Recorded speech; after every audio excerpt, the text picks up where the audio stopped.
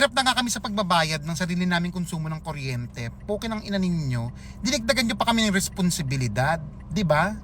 Nakakaloka, minsan napapaisip ako. Galit ba sa ating mga middle class and above ang gobyerno? O gusto na ba nila tayong lumaya sa pukin ng inang bansa na to?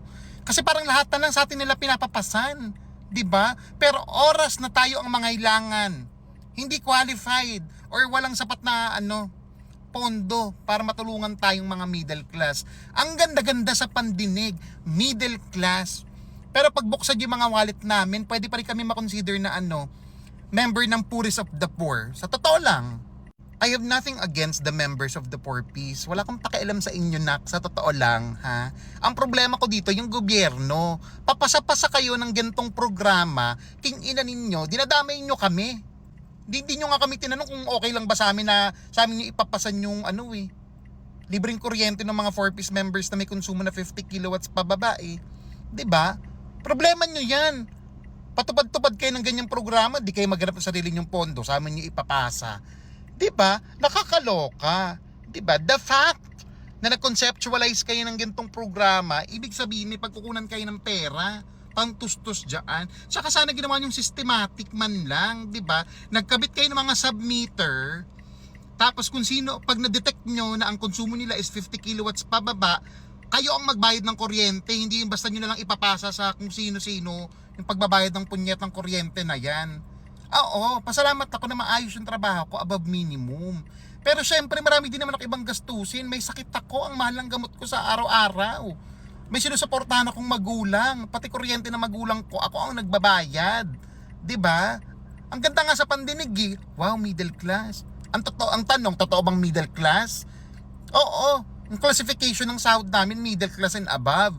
Pero kung pagbabasehan niyo yung pamumuhay namin, punyeta, para din kaming daga sa hirap. Malinaw naman po siguro sa video na to na ang problema ko is nandun sa gobyerno. Hindi po sa mga member ng 4-piece kasi gaya nga po ng sinabi ko, wala naman po akong pakialam sa inyo kasi hindi nyo rin naman po ako pinapakialaman. Ganun lang naman yun eh, as easy as that. 'Di ba?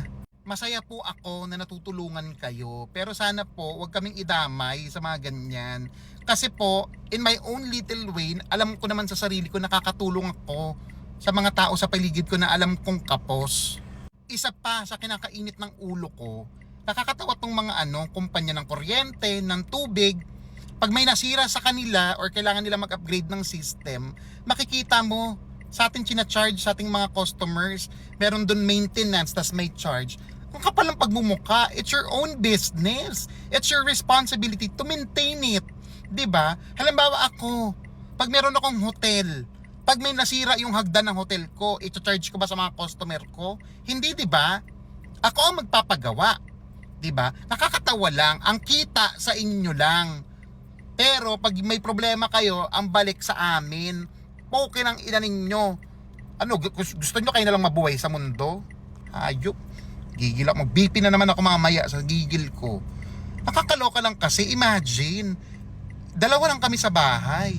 From 3,000, agad-agad naging 6,500 na. At saka magaling kayo. Meralco, ang galing ninyo. Tinaasan nyo yung charge per kilowatt hour para isipin namin na doon galing yung pagtaas ng kuryente. Para hindi namin mahalata na may mga puki ng ina kayong siningit. Wala akong pakialam kung sa inyo mapupunta yung extra charge na yan or sa gobyerno. Pero isa lang ang malinaw dito, kasabwat kayo.